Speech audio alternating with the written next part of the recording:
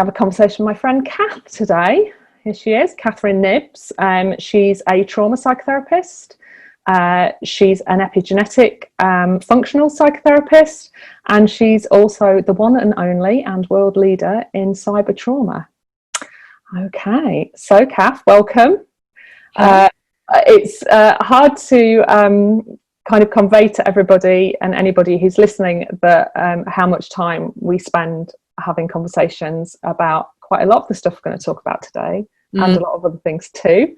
But we're going to try not to overdo it. We're going to try and keep on track today, because this conversation is about you. So I'm fully aware that might make you a little bit uncomfortable, but we're going to go there anyway, because yours is very much both story and a profession and a body of knowledge that needs to be heard. And I know that you have a lot of views around a lot of what's going on in the world at the moment, and a lot that goes on in social media around health. So we'll get into some of that as well. So Cath, introduce yourself. I've given you a little brief introduction there of what you do, but who are you, Cath? So I'm actually, I will take those names off the table at the moment because they're kind of like professional titles, aren't they? So they are, yeah. And we want to get to know you. See? Yeah. So I am a critical story seeker and storyteller, and I do that with professionals and clients to help them understand their trauma journey. And it also is something that I do where I educate. So I educate therapists, I educate professionals in the world of safeguarding. I'm going to be educating functional medicine and healthcare professionals around what trauma is. But I'm not talking the kind of theoretical, it's this effect of this on a person. It's about understanding the story so that you can deeply, deeply help somebody change their own story or their script, coming from a transactional analysis perspective, that is. Because what I'm going to say, what I find in therapy is once somebody understands their story and how they got to be where they are, so how the past has an impact on the present, it gives you autonomy, power, agency, emancipation to actually make the changes and choices for the rest of your life, to no longer continue that narrative that may have been, I don't know, handed down intergenerationally. Yeah. Wow, there's a lot there. So, so would you say you've done that for yourself? Absolutely, yeah. Yeah. Well, had to. There was I think because of my training, I was going to say there was an option about I didn't have an option. So whilst I was in training under my membership body, it was mandatory that we did a minimum of 40 hours personal therapy per year. And the route that I chose to do my training, I've actually been in education now for about 15 years non-stop. So I've kind of gone to most of the corners and depths of the abyss of my own psyche. I've done my own storytelling. I've kind of pulled myself inside out and put myself back together again. I've done the work, but yet there's still things that I've to do. There's still places I've to go and visit, and actually, it's about healing journeys never finish anyway. Yeah, we exist with those hot buttons intact, don't we? Absolutely. Even when we know what those hot buttons are. Yes. So to give a quick example of that, the drama triangle that comes from transactional analysis. So this is the Cartman.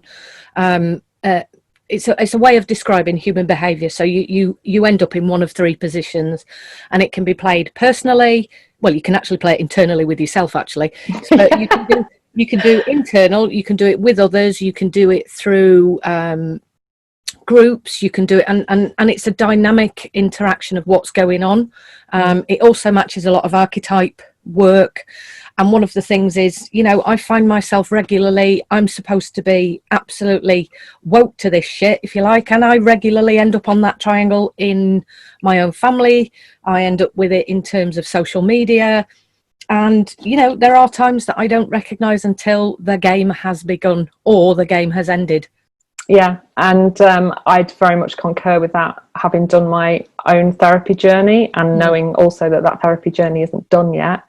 I'm on a hiatus. I'm kind of feeling okay for the moment, but certainly for myself, therapy was a massive part of my own healing, and essential, I'd say, if you're going to do healing to any depth. Yeah, and it's not absolutely essential. Yeah, it's not a one-stop shop.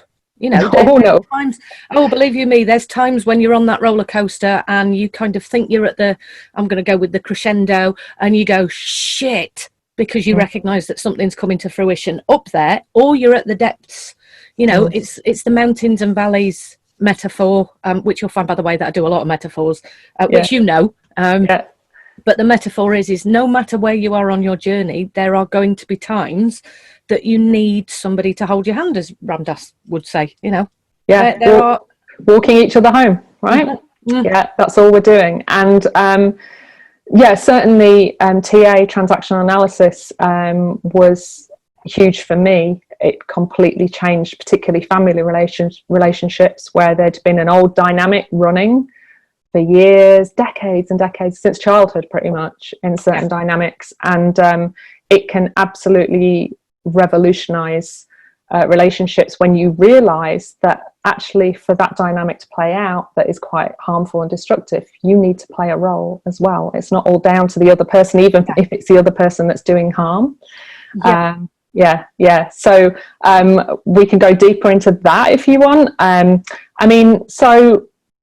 That might be, I'm just thinking it's a very slow journey when I take people through the co-created relationships that we engage in, because actually what we want to do is we want to take one of those positions and go, it ain't my fault. It's all the other person. I didn't do anything wrong throughout that process. And again, this is going to kind of tap into those psychobabble terminologies, which I don't really want to get into, but I know they're the only way to explain things. It's about locus of control. And that means whether you are an internal berater or you blame on everybody else. And I think sometimes... So in kind of layman's speak, that's an either... oh, it's all my fault, I'm causing this, like children, for instance, blaming themselves for a parent's divorce, or some kind of abuse that's happening in the family. Or it could be, they did it to me, it's all their fault, they're the big bad monster, and not taking any responsibility for your role in the situation. And I know that that's a slow process, because in itself, that co-creation button is a hot one, right? Hugely. And you need to be that sounded very authoritative, didn't it, as though I was in the wrong anyway, but you need to, as a person going through that change, you need to be in a space where you can hear that story. So sometimes I will ask people, what function does it serve, or what purpose is this serving you, and how did you play a part in this particular role? So I'll give a very personal example. Yeah, please do. In terms of trauma, so what, and I'm thinking, how do I put this very simply? So in terms of trauma, more often than not, there are two sides to a story. There's two ways that things happen.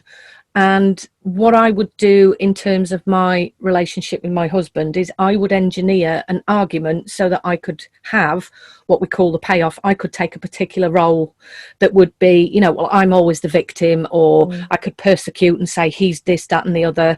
And it was always about engineering the most familiar space and place that I could be in, so that my frame of reference to the world still remained as it was, keeping me safe in the chaos, in the trauma, in the narrative that I've been brought up with, and with all of those early script injunctions and the messages that we take from others. So like those societal messages, like you were talking there, the abuse is your fault, and then that becomes an internalized voice.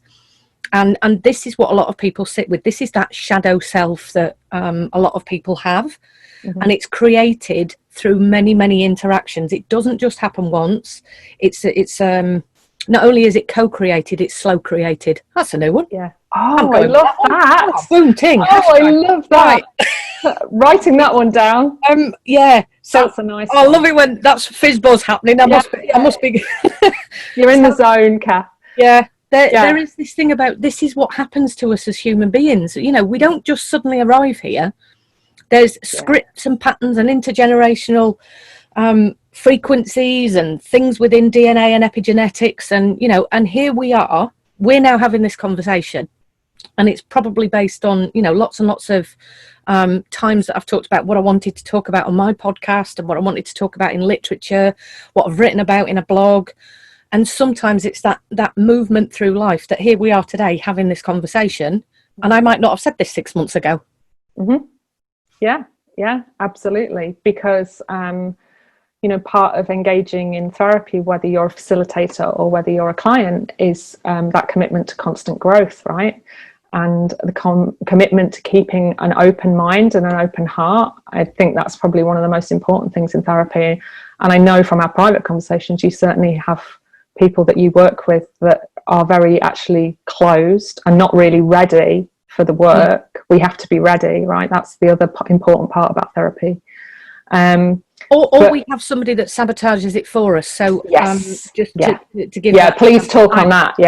So I am a child therapist. I work with lots of tiny people, and they are maybe 2-3 years upwards. And yes, what I am going to say is, if so I don't tend to do much parent-infant work at the moment, because, well, just COVID at the moment, but parent-infant stuff is very different to working with a child who has a state of being in the world. So we're talking 2-3 upwards.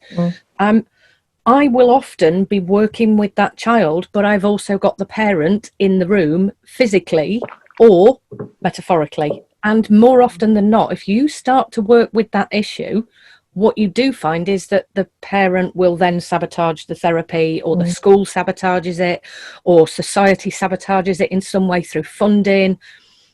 We live in a hugely traumatized society at the moment, and that's one of the issues as to why these little people are growing up to be absolutely stuck. I nearly went into my Effie Jeffy place, which I'm not. Which you can. They are getting into this space where the world is very difficult for them. Right now, we have the biggest collective trauma. I'm going to go off on a rant. I can feel it. No, go on, rant away. You can rant. Biggest collective trauma, and I am watching attachment styles being changed. I'm watching new injunctions, early decisions about what's safe and what isn't safe. So the understanding of relational safety is changing very, very rapidly because of this virus, because there is a lot of stuff happening on social media, because the news has created a massive cyber trauma. And for instance, we have this face mask thing, right? Yeah. And in terms of my so we'll just go polyvagal for a moment. This is my please do. Let's. We need to see crinkles and wrinkles and micro expressions, and we need to see what's happening with the biculus ocularis, which is the eye muscle around the eye. We need to be able to listen very carefully to tone, intonation, prosody, the changing state of face, which is either neutral, hostile. And children are not going to learn these visual clues, and it's going to leave them at a disadvantage. Or they're going to learn them within the care environment, within the safe family environment, presuming they have a safe family environment, or in the unsafe family environment. Indeed, they're going to learn them in the family environment. But if we are in a place where we do have to wear face masks for a period of time for medical safety, they are then possibly not going to feel safe at all in the wider world, because those cues are not seen. They cannot read those cues. Absolutely. Yeah. And I did a trauma-informed video on that, in terms of, you know, where we're currently at in terms of the therapeutic support that's out there, or the social support that's out there, or even the criminal justice support. We're in a right state of affairs at the moment, and we won't see the impact of this. And this is the difficulty I have as a trauma therapist. Those children will only begin to start to, if you like, to start to have this the display of what's going on for them as they start to get into those deep interpersonal relationships as an adult. So we've got 25 years maybe of delay whilst the brain matures and gets to, you know, the other side of adolescence, which might even be a bit older as as some more research is coming out, actually it might be closer to 40. I have a funny feeling that with neuroplasticity, we could keep saying that the brain never fully matures, but there is this thing about we won't see the impact of this for a very long time. And there's the intergenerational impact. So those little people at the moment are now going to pass on 3 generations of this particular issue. So in what you do, there's 2 things I want to pick up there. One, earlier when you started talking about how you work with little people and how you have done infant parent work, and some people might assume that, and we're going to go slightly into the epigenetic therapy here, which is one of your big passions at the moment, and something you definitely want to bring more into the sphere of psychotherapy. That was really tricky to say. So people may assume that work and those effects and those scripts and all of that stuff starts as soon as the baby is born and is in the environment, except for we kind of know that it starts a lot earlier than that. Do you want to speak a little bit on that? I'll give a very brief description, because obviously I want people to come on my training as well as learn all these things. So, there is something about in utero. Well, let's actually go with the epigenetic story anyway, which is grandma carries mother, carries granddaughter. And what we know is what happens to grandma is carried through to grandchild. So one of the biggest pieces of research that really got me excited about this was Rachel Yehuda did a piece of research on Holocaust's children's children, and was looking at some of the things that were happening epigenetically. So this is what was happening at their genetic level, but wasn't actually changing the genes. So it's a very, very big distinction there, that we're talking about what happens to the expression of, not what happens to the genetics. Which I'm sure that people who will listen to this will probably have a good idea about that. But what she found was that the grandchildren also had particular script issues with food. And obviously we're talking the scarcity model. And if you go all the way back to the people that were in Auschwitz, that's exactly what they were dealing with. So along with many, many other things. So you can actually see that this stuff is carried down. But essentially, if you are thinking about a baby in womb, we know that people will sing to babies. We know that people will put earphones on the mum's belly and, do rhythmic songs and so on. And there's a lot of research showing that if you then sing the same song that a baby heard in utero, they will turn towards that sound quicker, they will orientate, and they will pay much more attention because it's familiar. So conversely, if babies can recognise lullabies or music or, the dad's voice, the mum's voice, then they can recognise the arguments that happened. They can recognise the trauma that happened. Well, that's the tiger's growl, isn't it? Which we'll go a little bit more into that in a minute. So many babies in utero are born, I think, who was it that said, it might have been Van der Kolk that said this, that babies are wired for fear, more often than not, unless they're in the Disney-esque lullaby, which, to be perfectly honest, people, that doesn't exist. There is no absolutely pure, secure attachment and lullabying Disney-esque baby. There are all babies have something within their process that maybe had an impact on whilst they were developing. And what we know about babies' development as well is that the fetus develops in the stages of reptilian brain, limbic brain, and then the cortex. So a lot of this information is integrated and embodied depending upon where it happens in the trimesters. And the 4th trimester, which we very often don't talk about, is from birth onwards, and that's probably the fastest development in terms of social skills, in terms of neuroplasticity, schemata, and the way that babies operate in the world. They are highly dependent on everybody else. And if you take the conception through to when a baby is, able to start to talk, it's classified as 1,001 critical days. But actually, I'm going to say it's a lot like that. It's 25 years plus 9 months minimum. And certainly, there are lots of old psychology experiments with animals that bear this out, right? It's been proven again and again and again in primates, particularly. Yeah.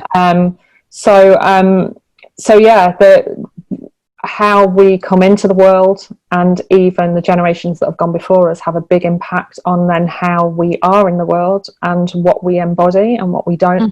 Because we talk about embodiment, but most people, including myself at one time, and I'm sure probably including yourself at one time, were not living embodied at all. We quite often live from the neck up. We try and rationalize everything because our bodies aren't a safe place to be, and a lot of that can come from this generational or very, very early stages of development in the womb, or you know, when we're first children. I think the popular phraseology, isn't it, that is that underneath the age, up to the age of 7, we are little sponges. We basically just absorb everything around us. So if we are surrounded by neglect or any kind of abuse to our person or to our caregiver's person, you know, that's what we're going to start to embody. We're going to start to see the world as a scary place where we need to either hide or be protected. Well, I mean, can you imagine? And this was what went through my head then. Going for a date. You know, that this is what we teach people to do. When you go for a date, I want you to take a really detailed history of 3 generations before on both the mother's and father's side of the person that you're dating. Yeah. You know? And I think it was reading Neil Strauss's book after the game. What's it called? The Truth. The Truth. Reading The Truth. He says in that, when he went into therapy for sex addiction at one point towards the end of that book. And I think he says in that book that, you know, when you enter into a romantic relationship or physical relationship with another human being, there's not just you two in that relationship. There's both sets of parents, both sets of grandparents. And everybody else they ever dated. Everybody else you ever dated, all your school childhood friends, that bully who bullied you at school, that boyfriend who went a bit further than he should have done without your consent, that, you know, that person who punched you in the face, that, you know, all those people are in that relationship with you. So it's no surprise that we struggle relationally, is it, when we're adults? We are fed this idea that romantic relationships in particular, but even friendships and working relationships, are supposed to be straightforward and simple. All you've got to do is be a nice person and it'll all work out fine. And that's really not how it is. And it all goes back to even beyond the womb, right? Yeah, and I quite like, not that we're going to go off on a therapy journey here, but I quite like also that actually it also depends on your love languages. So how you as a family express love, and so I'll give an example. Not that I work with couples, because I just don't. It's like bringing warring siblings in the room. But if you have... let's go with the female, shows love by making dinner, setting the table, clearing up after the husband, doing the dishwasher, hoovering, cleaning. So in the five love language, it's what would be called acts of service. Yes. Yeah. And then we have the male who brings home a bunch of flowers or makes her something, I don't know, makes her something at work, or does the finances, or again, buys her jewellery.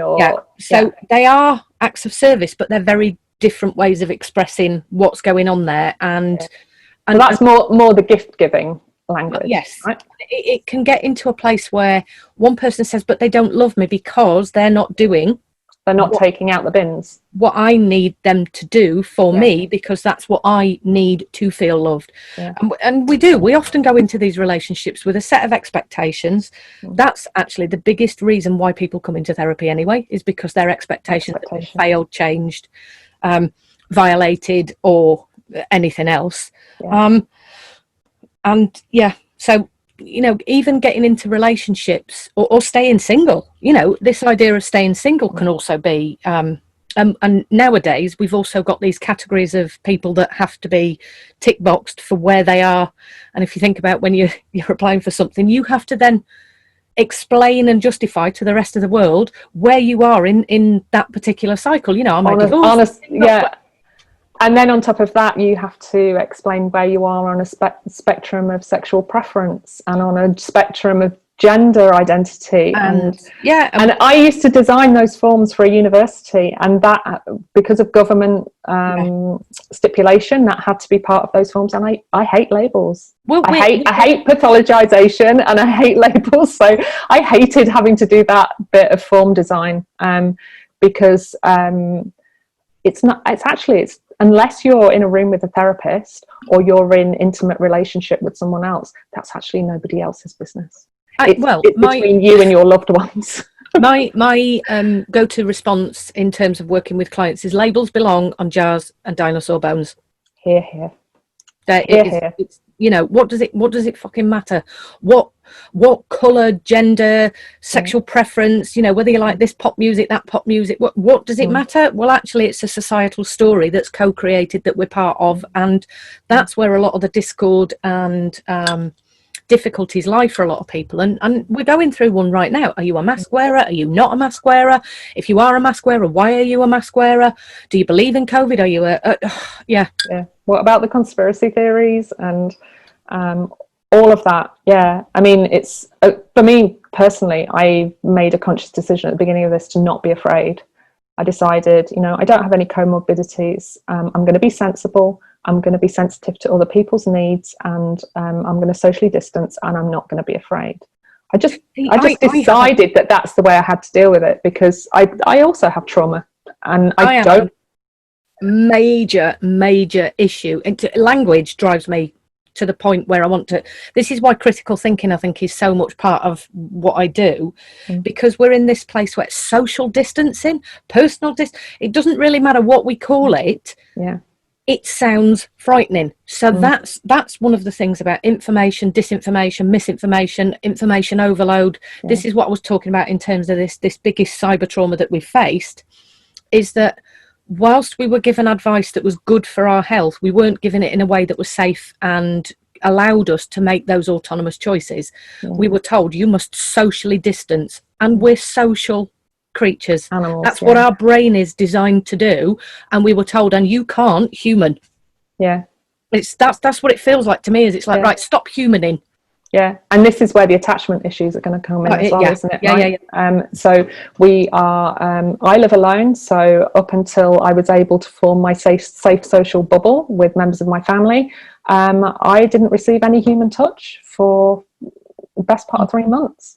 You know, and that is really hard, especially if you give and receive love through touch, whether that be hugs, you know, just a hand on an arm or whatever. You know, that's very, very hard for people. And I can't help thinking this whole thing about social distances might have been better if we were told you need to maintain personal space. You need to maintain a personal space of 2 meters or a personal space of 1 meter. Make it about the person. That will help you stay safe. And that's the message that isn't. I mean, if you think about the message that's been delivered, it's stay safe. Well, how the fucking hell do I do that when there's mixed messages and there's an overload of this is what keeps you safe, this is what keeps you safe. There's currently on social media, and we're going to go down my ranty road now. We are going to go down the social media road. I know. Utter rubbish on social media from people who have the best of intentions. You know, I do have a major compassion for people, even though that doesn't quite sound like I'm talking in that way. There is a major compassion. People are trying to do their best on every single day that they live, and they're saying, this is what I believe, this is how the information is, this is what you need to do. And there's very much this bloody finger pointing and shaming. Pointy finger, if you don't do this, you're stupid. If you don't do this, and I'm just watching childhood trauma everywhere. It is vehement. It's coming out in such toxic, vociferous ways that all I'm seeing is pretty much this public shaming by people who think they're doing the right thing for advice giving, And more often than not, I actually see this in the coaching world, and I am going to name this in terms of what, this is what you need to do. And if you don't do it, you're at fault for doing it. Yeah, that's the thing that gets me, is the element of blame and shame, which is, if you don't do what do what I say, and if you don't and something bad happens, then it's your fault. Yeah, and then we get the skewed, and do you know what, we might as well talk about it. We then get skewed scientific data, which isn't actually scientific. It's not research based. So I spend a lot of my time looking at, I am a researcher anyway. I'm an academic researcher, clinical researcher. Yeah, we didn't mention that, did we? I know, that makes me so, anyway. PhD researcher, so there is something about, I have to look at what a study is, how it was conducted, and how it's reported, and who it was funded by. That's generally that's critical. And what I've noticed is there's a heck of a lot of blame. So we'll just come away from health a minute. There's a heck of a lot of blame on subject matters which are scaremongering. So more often than not, I have to explain to people that gaming disorder or gaming addiction and gaming, they're not a real thing at the moment because we don't have the evidence. Yeah. The reason we don't have the evidence is we are less than 10 years into a product or a service or an issue that we can accurately research. That's why the word longitudinal comes out more often than not. And there's lots and lots of cases being thrown around at the minute that, social media causes mental health issues. Oh, no, it doesn't. Yes, it does. Well, it's more dangerous here. Well, I've done an analysis this way, and actually it shows... Well, for a start, we've barely had the internet for 30 years, which is a really small space of time in research terms, isn't it? So this is my point about the health thing. Right, we've had COVID how long? So how can we have the accurate answers apart from well established randomized controlled trials that have gone on for years and years and years, but what we're getting is piecemeal, superficial. There's a lot of, this is what I've read, or this is how I'm going to report it to confuse you so that I look like an expert. And if I look like an expert, people will then listen to what I'm saying, and it makes me feel safe. And that's why I'm seeing what I'm seeing. And like you, I challenge. I didn't always challenge. I did, I do, and I have been challenging since we've gone into COVID. And that's really made me recognise what it is I do, and my role in the world is to say to people, hey, hang on a minute, you have a responsibility. Particularly if you're at the Dave Asprey levels, or the person that I was challenging this week on social media, if you have that level of responsibility, do your research and do it for the good of the people rather than to make yourself feel safe, because that's about your script and your story, and that's where you're stuck.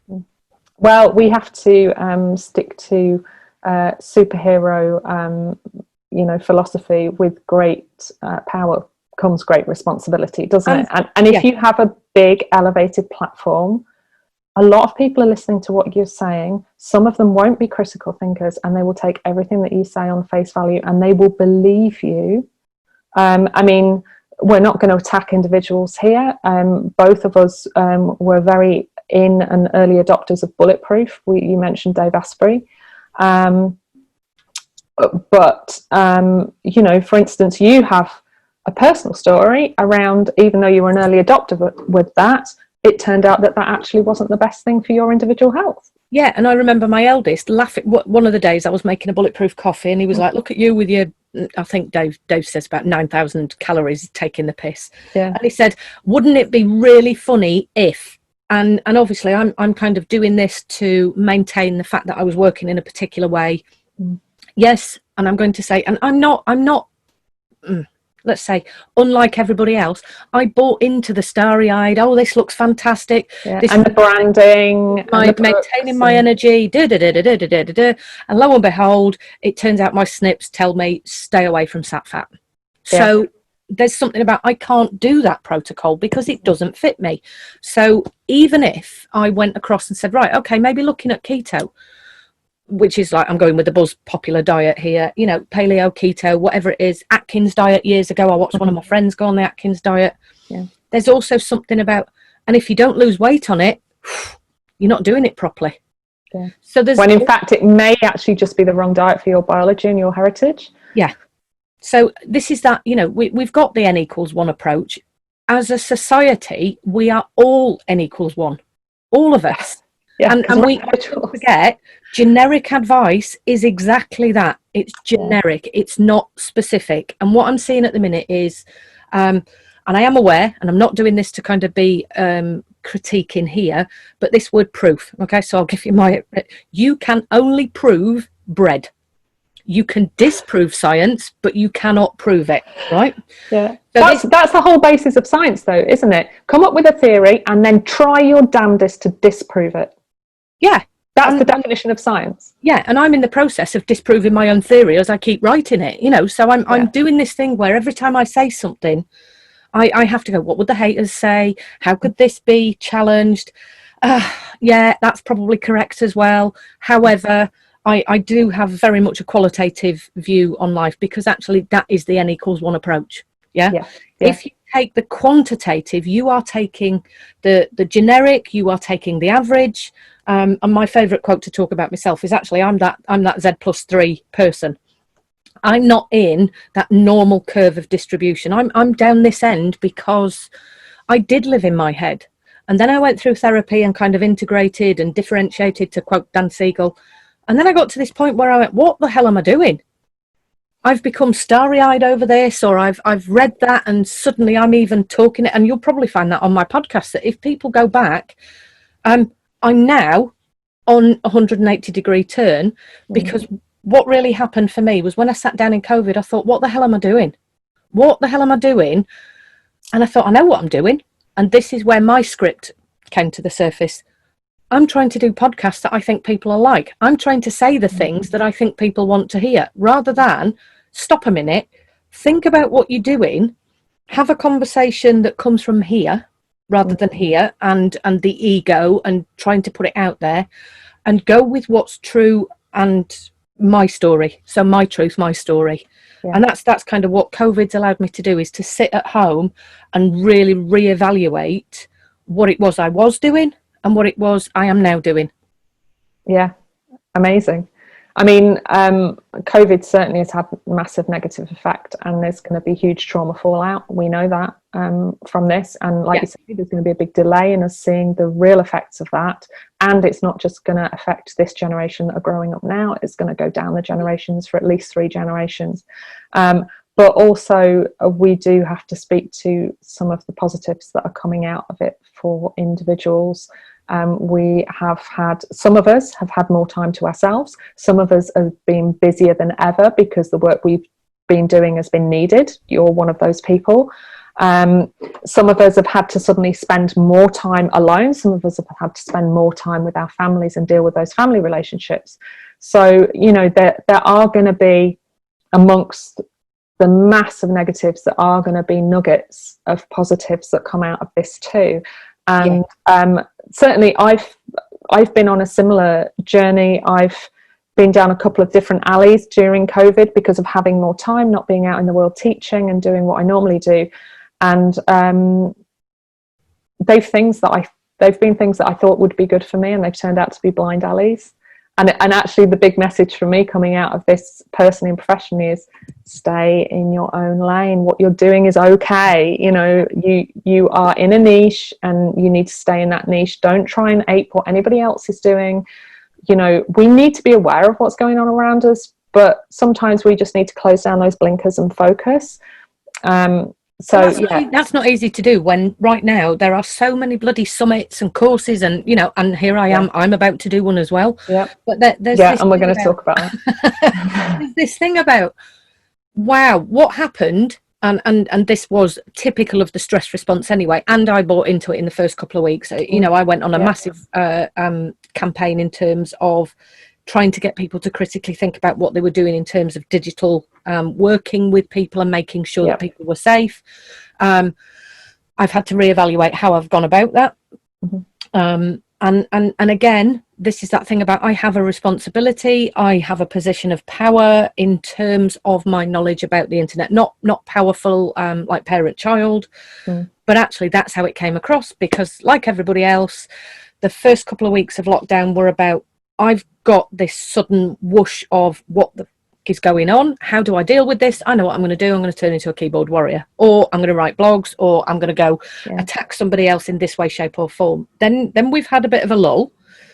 And in terms of people's responses, that's where it will get ingrained. That's where the trauma will really hit. And then it's in NASA, they call it the third quarter of isolation. It's almost like this is the life cycle of trauma, really. Is the first part of it isn't where it really gets ingrained. That's the experience. It's the follow-up. It's the understanding. What did it mean to me? How did I embody it? What does that mean about my life going forward? Blah, blah, blah, blah, blah. And those people without the resilience will get stuck. And those people with the resilience, and this is that post-trauma growth. And positive psychology. This is about the people that have gone, do you know what? This has been really good. I've been able to do this, whether it's reevaluate, redesign my business, do training, offer training. And then we're now coming into the other cycle, which is now I have value to give people, or now I've reevaluated. Now I need to be doing da-da-da-da-da. And now we've got no bloody time, because now we're about to go back out, you know. And we don't know what that's really going to look like when we get back out there. That's another level of trauma, right? Re-entering the world. And I know that you've been trying to address that with people as well. Well, yes, I did an article. I mean, I told you yesterday, didn't I? I did an article that was then chopped, massively chopped, and it's lost my voice because this, again, we're using terminology. It's that language thing again. We're using terminology that we don't understand. So this new normal, again, normal should be on washing machines. I hate that new normal phrase. New normal. Well, how do we have a new normal when we didn't have a normal beforehand anyway? Yeah, and how do we have a new normal when we don't know what that new normal is? I personally find that new normal phrase absolutely terrifying. And that's what it evokes, because, excuse me, humans don't do well with the grey. I mean, I'm going to quote somebody else who said, therapists are guardians of the grey. One of the things that we do is we sit with that uncertainty. And, you know, as a child, I had to know what the outcome was, and that's based in fear, it's based in trauma, it's based in dysfunction. And my process throughout therapy has given me this ability to sit with the uncomfortable, to sit with the not knowing and be okay with it. And then, well, it wasn't a not knowing at the beginning, because I tried to do something about it. That's essentially what happened.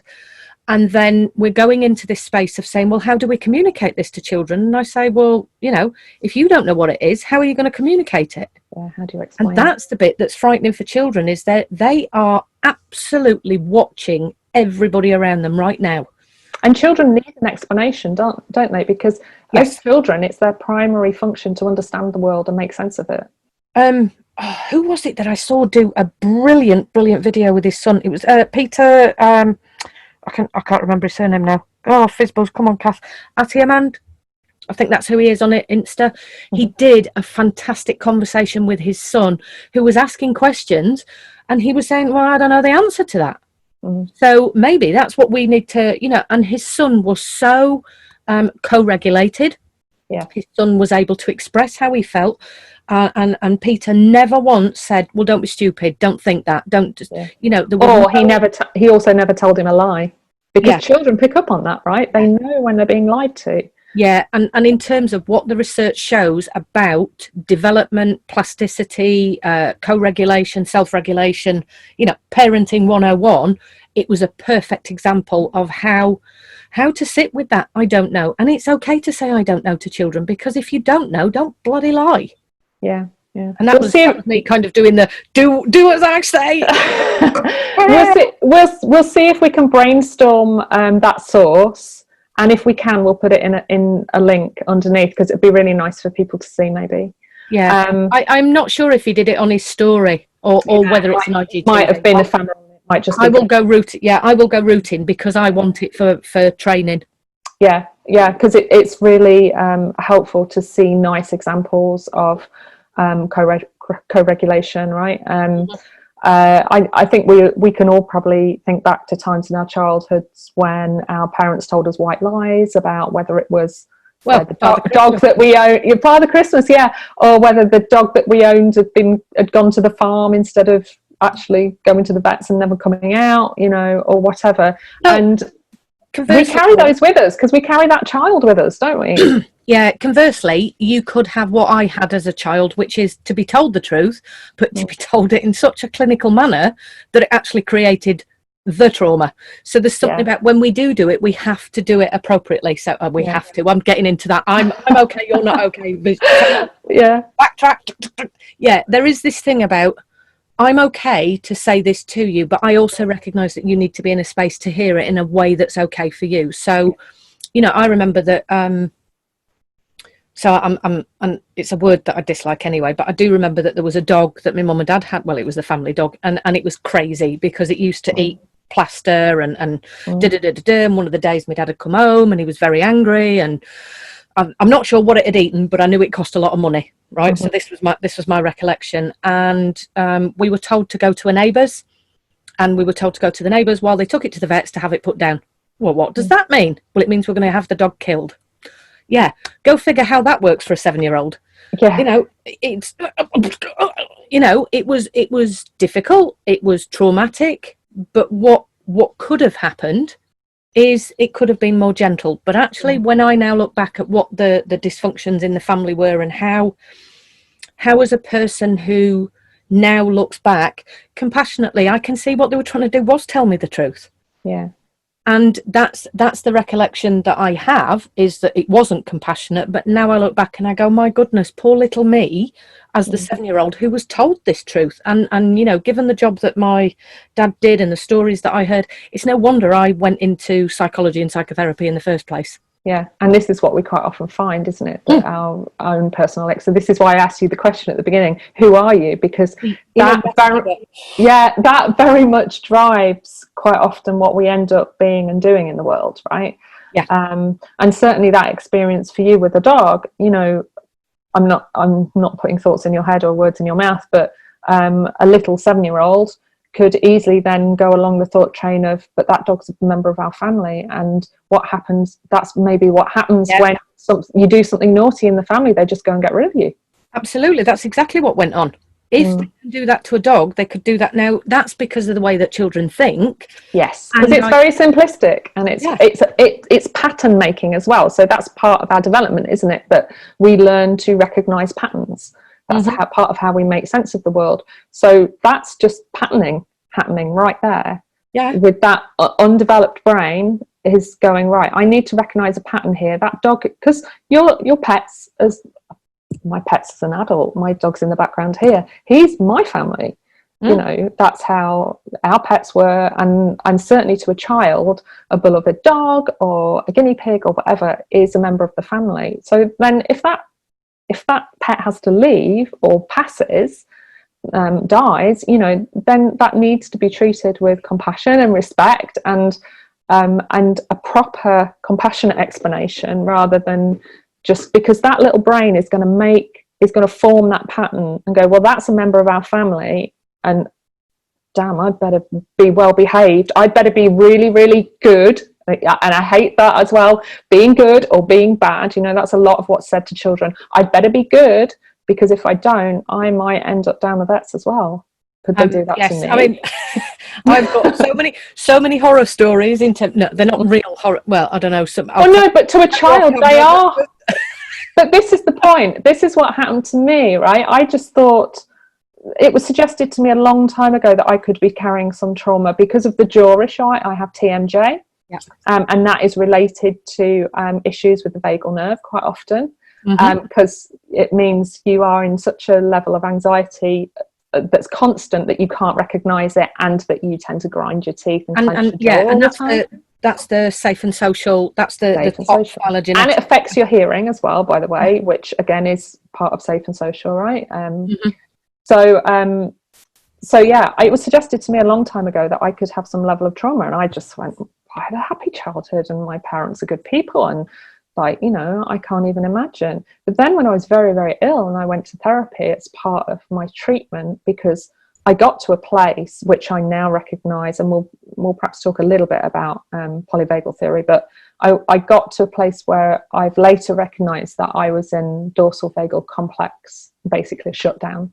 I was diagnosed with chronic fatigue syndrome, which we know is nearly always shut down. And you know, I nothing else was getting me better. Not all the supplements I was being fed by a practitioner, not the different million types of diets that I tried. Nothing was helping. And I ended up actually going into the NHS, into therapy, because I couldn't afford to pay a private therapist. And I was really, really lucky. I got a wonderful therapist who basically listened, witnessed, reflected back. And in the end, she said to me, you know, some of these experiences that you have discounted all of your life are actually really important. And you do have, then what a psychologist later said to me was small t trauma, which is lots of small traumas racking up over the years, over development. And instead of being just one big catastrophic event. And I know certainly in my training with the Justice Resource Institute, which their yoga treats complex trauma. Yeah, that's the CPTSD. That's Bessel van der Kolk. Yeah, you know, they actually don't believe in the one-hit trauma. They're like, one-hit trauma is a fallacy. It's never just one thing ever. No. And for me, I mean, I did a lot of pro bono work with the Manchester Arena victims. Yes. Yeah. And what actually happened for a lot of those young, mainly girls, but those young girls that I worked with, is that trauma evoked other traumas which they had been, you know, and I think the best way to talk about this is compartmentalized or ignored or repressed, or, you know, there's loads of, you know, if we go with Freud, I use the word, for me personally, it was normalized. Yeah, I just normalized it all. I just thought every kid had these experiences. Yeah, which is, I mean, this is essential, and they kind of do. Well, yeah, because that's our normal, and then there's the other family's normal, and the other family's normal. Yeah, the nervous system normal, plus that. Yeah, but that's what I was meaning by this is what I do. I'm that story seeker. I go and sit. So it might be with professionals. And more often than not, what I'm doing with some professionals is talking with them. You know, for example, the functional medicine perspective is helping them understand what the story is of the person in their practice, because it ain't all biological in terms of this way. It's about the unconscious processes. It's about the psyche. It's about that story, because that story is the reason what. So if I give you an example, many children who have no control within their household, which is all children because they're not in charge, there might be times that the way that they express their resentment is that they then do something. So, for example, lots and lots of children will bedwet. And this isn't about bedwetting in a different capacity. This is bedwetting to piss the parents off. They might withhold to piss the parents off, because how much of a frustration is it for a parent to not be able to get your child to go for a poo? You know, you can't control me, so I'm going to control this. I'm not going to eat that. I'm not going to do that. I'm going to not speak. Watch this, because it's that rebellious process of, I have no control over what's going on, but what I can do is I can control something here. So I'm going to disclose here, I was a non-pooer, and I was also a bedwetter. And actually looking back on it, for me, I think the non-pooing was some kind of withholding, but I also think the bedwetting was a way of getting attention. I didn't do it consciously, but with children it quite often isn't conscious, is it? Because we haven't fully developed this frontal part of the brain. So to make those cold, calculated decisions. This is what I'm going to do, and I'm doing it to do this, to get this effect. So I was having nightmares, night terrors, and bedwetting, and I actually think it was me going, "Please see me. I need to." Absolutely, and it's knowing those what those stories are representative of, or why they might be manifesting as they are. So I'm just thinking about those. So it's almost like if I see on a referral form, this child has encopresis or enuresis or whatever, I already know I'm now dealing with another story. It's not the presentation, it's the story behind it. And this is what I found is autoimmune diseases, fibromyalgia, ME, you know, all of the things that present that Gabor Mate would talk about in terms of when the body says no, or Van der Kolk talks about the body keeps the score. Actually, there is this overlap. What's the unconscious story? What's the conscious story? What's the presentation? What's the manifestation? And how does it all fit together? Yeah. And this is why I'm so keen at the minute to get the profession of psychotherapy to take on board functional medicine perspectives, because actually you can get to the root of the problem a lot quicker. And if you think you can talk your way out of trauma, I feel sadly mistaken. And if you think you can supplement out of trauma, you're also sadly mistaken. I mean, we're both big fans of Bruce Lipton. I think he came up in one of our very first conversations, as did polyvagal theory and a whole lot of other stuff, because we can never talk for a short while.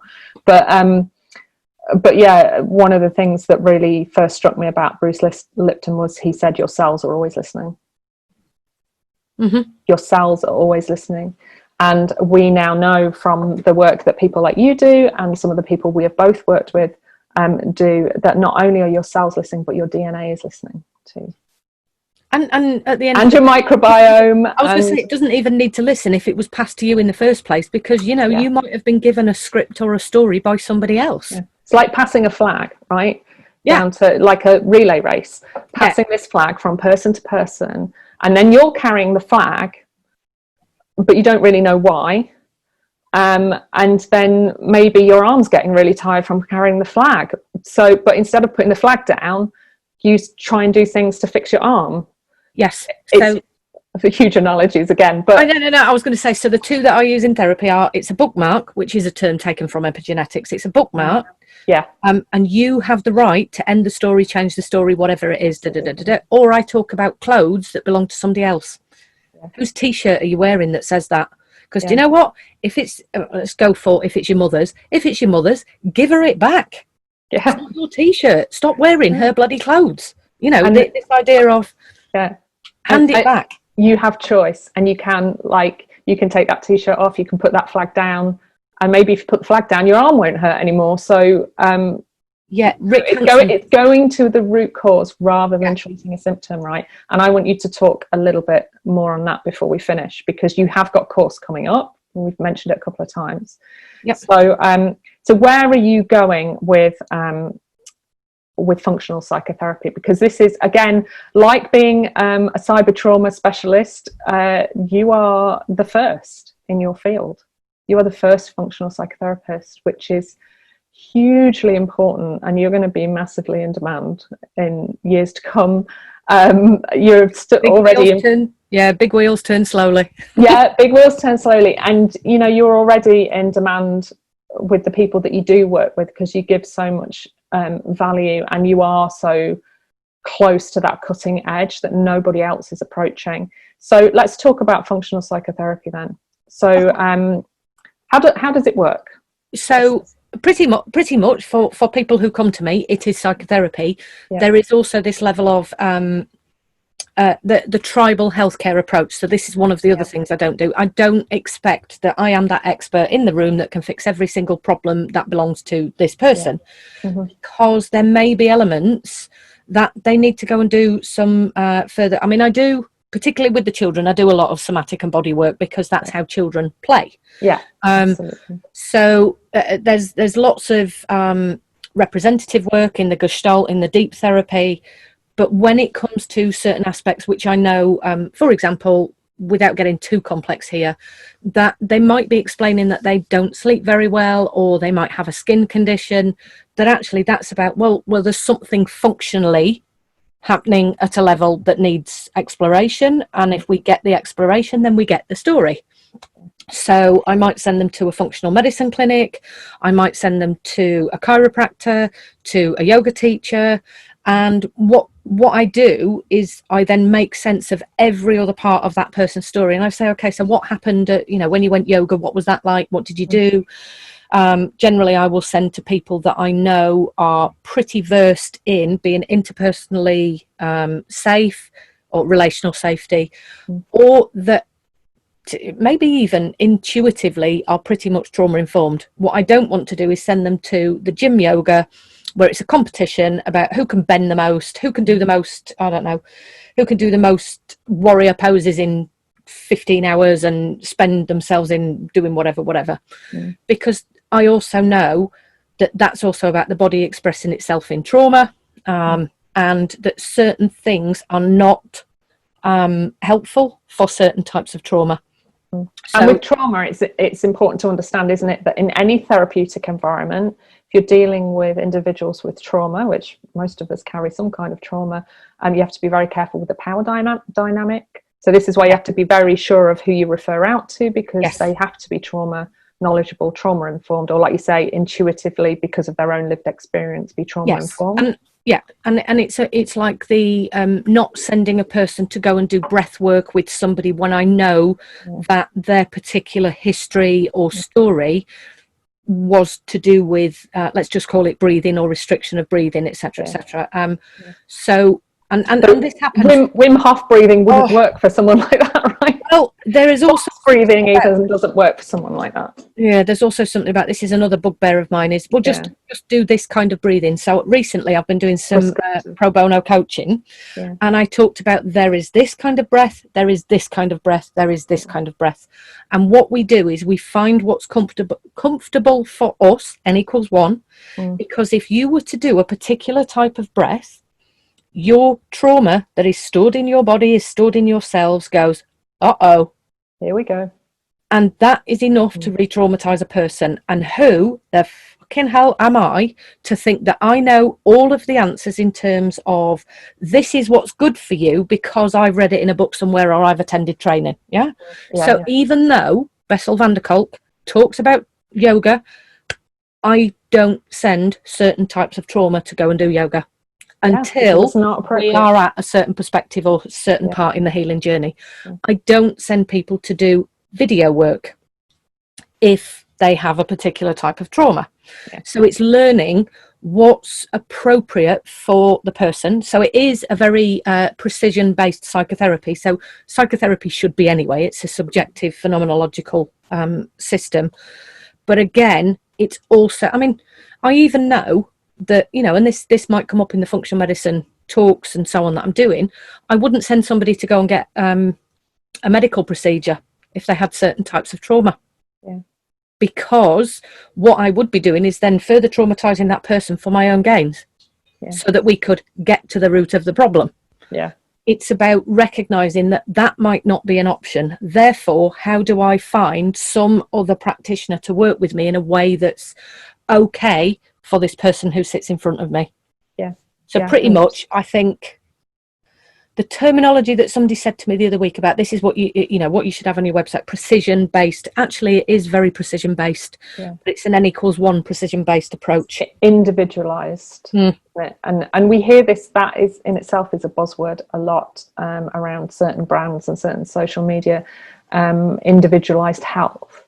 And the one thing that, so it should be. But I was going to say, the one thing that I do agree with is that true health is 100% individualized. You know, we can have general rules, for instance, like you said about breathing and trauma. As a yoga teacher, I no longer teach any form of pranayama, which is prescriptive breathing. I just won't teach prescriptive breathing either to an individual or to a room full of people, because especially if I've got a room full of people, I do not know who in that room may be triggered by that. And also, I don't have the container to hold their trauma. Oh, that went down the wrong hole. Sorry. So yeah, individualized health is definitely the way to go. But you and I met on a nutrigenomics course, didn't we? Through GenSmart. That's how we first met. And I know you've gone on to do more training with Nordic Laboratories. And you are actually, as part of your service to your functional psychotherapy clients, you can now offer biological and functional testing, right?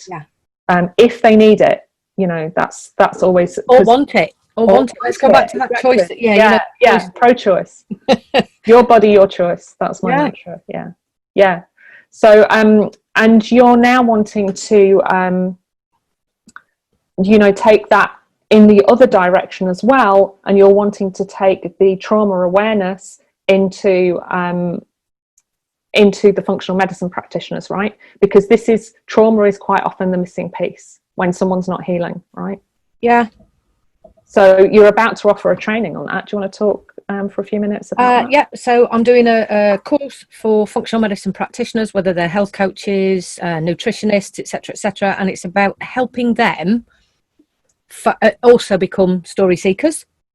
Yeah. But then to work with, excuse me, then to work with the people so that they can get to that. Because at the end of the day, it would be better for me if, well, there's something about, at this point in time, I help the people that are in my practice. I could do so much more by giving somebody else the same tools. And that's essentially what I'm trying to do, is to say, okay, I know that you have all of this fantastic knowledge, as did I when I was over here. And then when I kind of transitioned and put one foot in this camp and realised, that's the missing piece from here. Yeah. It's also the missing piece over here. And what it does do is it allows people to work with the person in front of them in a way that, again, is this pro-choice rather than you must. Which, when people are in an I'm okay, you're okay position, this is like a frame of reference from TA, then it makes people much more likely to do what's best for them rather than what's best for you. Yeah. And it's about empowering the patient, the client, the customer, whatever you want, whatever kind of profession you come from, that there's something about, and isn't that what we ought to be doing, is empowering the person rather than taking the expert position of I'm okay, you're not, you need to do what I say in order to heal thyself. Yeah. Because actually that's about the heal, I'm healing myself by healing you, because guess what? That's about your script and your story. And that's how deep it goes. And, yeah, this, so if you were able to train, functional health practitioners to be more aware of areas around trauma that could be coming up for people and to learn how to recognize them, then that actually empowers them to be able to refer out to someone like yourself or another trauma psychotherapist, who they can then work in partnership to bring that healing forward, not necessarily faster, but certainly deeper and more effectively. Yeah, and I'm thinking there's and I hate quantifiers that are like better. But actually, if you could be a better practitioner, what that will do for your patients, your clients, your customers, whatever you're calling them, is that creates a feeling of progress. It creates a feeling of positivity. And if we just think about kind of what humans are trying to do, they are doing their very best. And if you can aid them, all well and good. But if you start to say this is where you need to go, you're now projecting onto that person, and projection is probably one of the biggest issues that we all have as a human being. Is this is my stuff that I'm projecting onto you, rather than let me leave my stuff to one side and let me see you for who you are and for what you need. Yeah, and I mean, I know in my own personal story, I fired practitioners who refused to refer me out because I was asking for help with something that they couldn't provide. And they just told me, no, you're not ready for that. They didn't say, well, if you want to explore it, you could go and see this person, So, and I think rather than fearing losing a client to another discipline or another practitioner, I think it's actually more empowering for both the client and the practitioner to be able to refer out with trust to somebody that they trust. And you will find that your clients come back again and refer you by word of mouth because you've built trust with them. Yeah, I think you demonstrate that you're really actually working for their best interest rather than, like you say, projecting your own script. Yeah, well, I mean, a recent example was, well, what do you think about CBD, Cath? I said, well, it don't matter what I think about CBD. What do you think about CBD? Is it something you want to try? Well, what do you know about it? I said, well, that's a different question. Yeah. What I think about it is my opinion about me and whether I think it's a da-da-da-da-da. Yeah. As it turns out, I've got quite an interest in the cannabinoid systems, because there's a lot to be said about what that does in terms of fitting with other avenues around the vagal system. But that's another story. Yeah, a very long one. And I'm really aware of the fact that we've talked for quite a long time now. Yeah, it's a multidisciplinary approach, Paula. That's what I will say. That's what we need. That's what we needed to get in, a multidisciplinary approach, and that we are, as human beings, we're holistic creatures, and when we seek treatment for whatever ails us, we need that to be holistic treatment, because it never just happens. If you treat on one level, you'll get a one level result. And eventually you'll go, I know lots of people personally who have treated on one level, and then gone, oh, I'm cured, and gone skipping off back into life, only to absolutely bomb and crash either months or a couple of years later, because they'd missed a part that really needed addressing, whether that was a biological part or a psychological part, or, you know, an emotional part, whatever. So this multidisciplinary approach, it's how I was able to heal. And you're right, healing never ends. Do you want a fantastic reflection in terms of Dan Siegel and his when people are, as let's say, coherent in terms of their healing journey, they have a differentiated and integrated brain, body and mind, right? Love that, right? But what that actually means is that all brain parts are doing what they're supposed to along with the body, and everything is working in harmony. 100%. And we could have another very long conversation about the vagal system, about you know, neurotransmitters and neurons in the fascia, the fact that actually there is no divide between the brain and the body anymore. The brain is the body and the body is the brain, right? And this is, here comes another Dan Siegel one. So that mind is not constrained by bone nor skin. That's another one.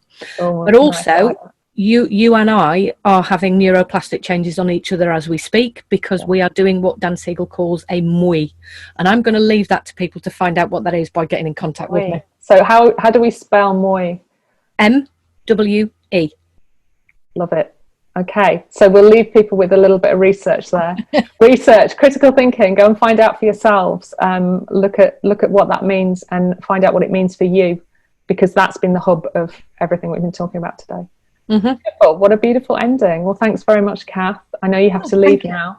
You and I can talk all the hind legs off all the donkeys in the world, but we need to let you and all the people go. So thanks very much for another in-depth and valuable and critical conversation. We always have them. They're wonderful. Yeah. And we'll carry this on for another 5 hours. Anyway, no, not today. No, because you need to leave. But thank you very much, Cath. It's a pleasure talking to you as always. And one day, people, a lot of you are going to know this name. Okay. Thanks a lot, Cath. Take care. I'm embarrassed her now. Thanks a lot. Bye-bye, everyone.